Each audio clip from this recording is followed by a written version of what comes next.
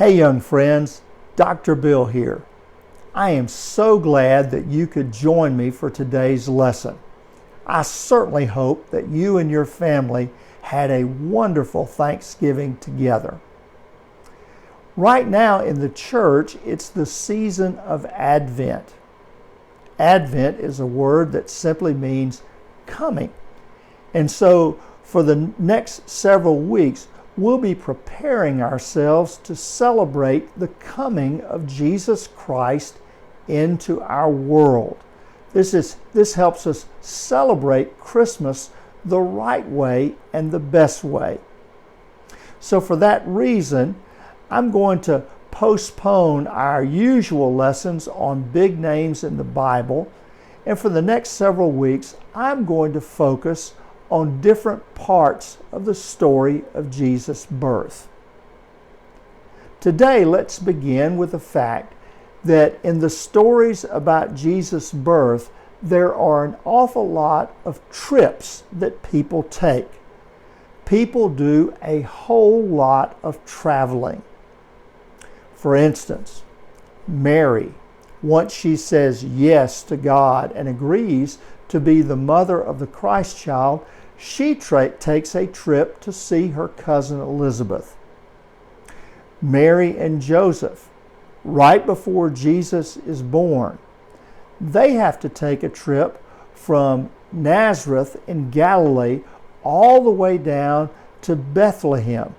And they have to do that because the emperor in Rome has commanded that all people go back to their city where their family began in order that they can be enrolled. They can be put on the rolls to be taxed. Then when Jesus is born, a star appears in the sky, and people a long way away, wise men, they see that star, and they determine that that star means that something special has happened. And so they decide to make the trip, to follow the star and go and find out what it means. As well, the night Jesus was born, angels came and announced his birth to shepherds who were watching over their flocks during the middle of the night. Well, once the angels disappeared after having made their announcement, the shepherds start talking with one another, and they said, this sounds like it's really important. Let's go find out what this means. And so they leave their fields, they leave their sheep, and they go and find the place where the baby Jesus had been born. And then finally, Mary and Joseph, the baby Jesus, they're there in Bethlehem, and they soon learn that King Herod is very jealous of his power. He's heard word that a new king has been born, and Herod, being full of hatred and just wanting no one to threaten him and his rule, Herod orders that all male children under the age of 2 have to be killed. Well, when Joseph hears this, he picks up Mary and Joseph, and they take a long trip all the way from Bethlehem way down into Egypt.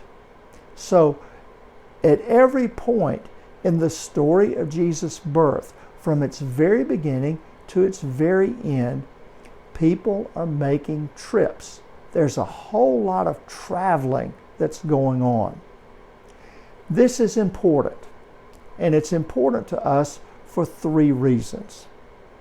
First, the fact that all of these people made journeys reminds us that that's the way life is for us.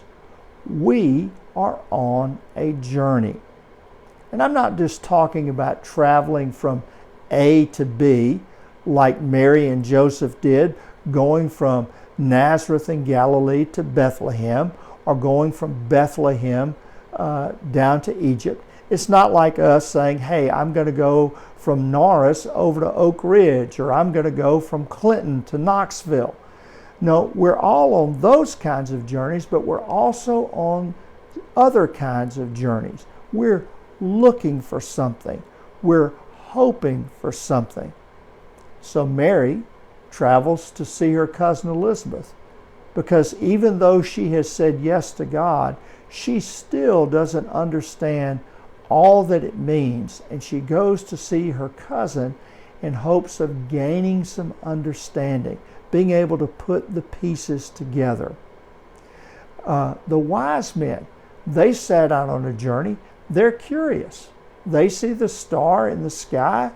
They figure something important has happened. They don't know what it means, but they are so intrigued by it, they just say, we're going to get up and we're going to go. We're going to make the trip, and we don't know where we're going to wind up, but we're going to make the trip anyway. And sometimes we make a trip because we're fearful and scared, and we want to get to a safe place. That's what happened when Joseph snatched up Mary and the baby Jesus and hustled them down to Egypt. He was trying to protect them and save their lives. That's the way life is for all of us. We're all on a journey, and it's not just about moving from one place to another. It's about what we're after, what we hope for, what we want most for our lives. The second thing these stories show us is that God is with us no matter what kind of journey we're making. God is with us as we travel. Now, here's what's going on. Mary and Joseph, they're traveling, making a hard journey while Mary is pregnant, making this long, uncomfortable journey. And yet when they get to the end of their journey, Jesus is born. God is born at the end of their trip. God with them.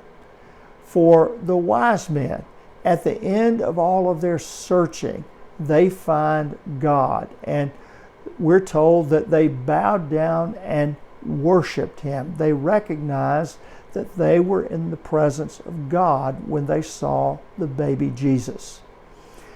Joseph, taking Mary and Joseph on that long trip to Egypt, certainly God was with them, protecting them, giving them guidance and direction so that they could get to a safe place. God was with all of these people in all of their journeys and in all of their travels. Do you believe that God is with you? You're making a trip.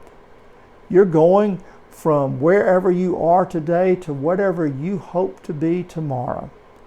I hope that you believe that in making that trip, God is with you just as God was with all of the people who were involved in Jesus' birth. Here's a final lesson. The most important thing about these trips is that they all either went with somebody somewhere or they went to meet somebody somewhere. Take, for example, Mary going to see her cousin Elizabeth. She said, I can't figure this all out all by myself. I need to be with somebody. Of course, Mary and Joseph, they traveled together. The shepherds, no matter how many of them there were, they traveled together, leaving their sheep, going to find the Christ child. The wise men, they traveled as a group. So in all of these journeys, people are together. They're either going to meet somebody or they're making the trip with someone. That's the most important part about our journeys, not making them by ourselves. The most important thing about our journeys is that we get to share them. Can you imagine Mary and Joseph later in life remembering the night Jesus was born? Can you imagine them talking in their old age, remembering how hard the trip was from Nazareth to Bethlehem, and then that long journey from Bethlehem to Egypt? And can you imagine them looking at each other and saying, well, at least we were together. We knew we had each other, and that made all the difference. Or can you imagine those wise men traveling back after they had seen the Christ child, going back to their land knowing that they had been witnesses to something incredibly momentous, and they were there saying, nobody would believe us, but they've got to believe all of us together. And they probably talked about what it all meant, and their journey together was enriched because they shared so much. And that's the truth.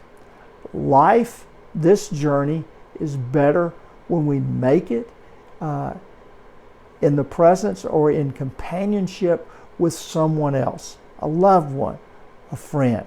It's always better for us to travel together than to travel alone. Well, that's it for today. I hope you found this helpful, and I look forward to seeing you again next week. In the meantime, take care and God bless.